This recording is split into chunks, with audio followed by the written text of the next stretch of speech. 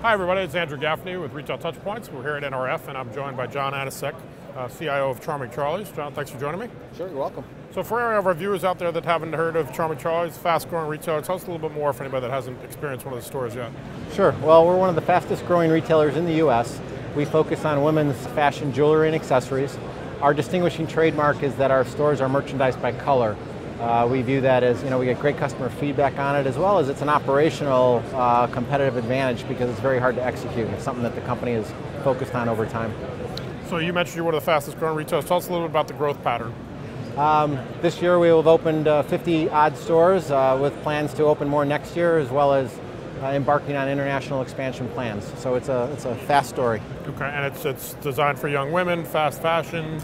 Actually, it's our demographic is all women. It has more to do with the psychographic of how a woman approaches fashion, what they think about it. We target about 70% of all women. Okay, great. So you told me before we started talking on camera about recently you just started a loyalty program, so you're new into that.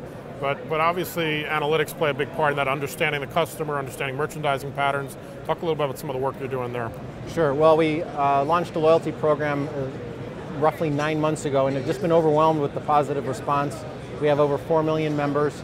We find that our customers are very loyal and want to interact with the brand to a deeper level.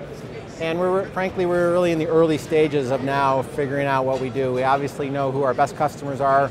We are now targeting our direct mail campaigns far more effectively. With our launch of e-commerce just 90 days ago, we now see our major objective for this year is how do we tie all this data together, like every other retailer is worrying about. Right. We're using Manthan's customer analytics platform as the foundation to pull all that data together and provide the analytics we need.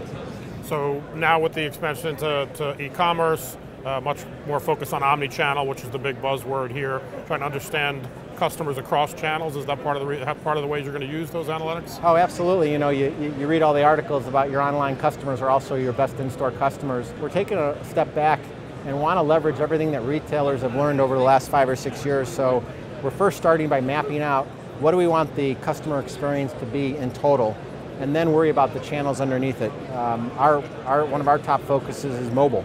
Right. Customers are not necessarily buying with smartphones, but they are interacting with your brand on smartphones. And that's going to be our next priority for this year, is the mobile experience for the customer. Okay. And you're actually speaking on a panel here at a Big Ideas session as part of NRF. And we are. Exciting panel on customer analytics and all the opportunities with it. Right. And it's one of the ways that we talked a little bit earlier, there's the customer side, but then the merchandise side. Can you talk a little bit about what you're trying to, any trends or intelligence you're trying to track there?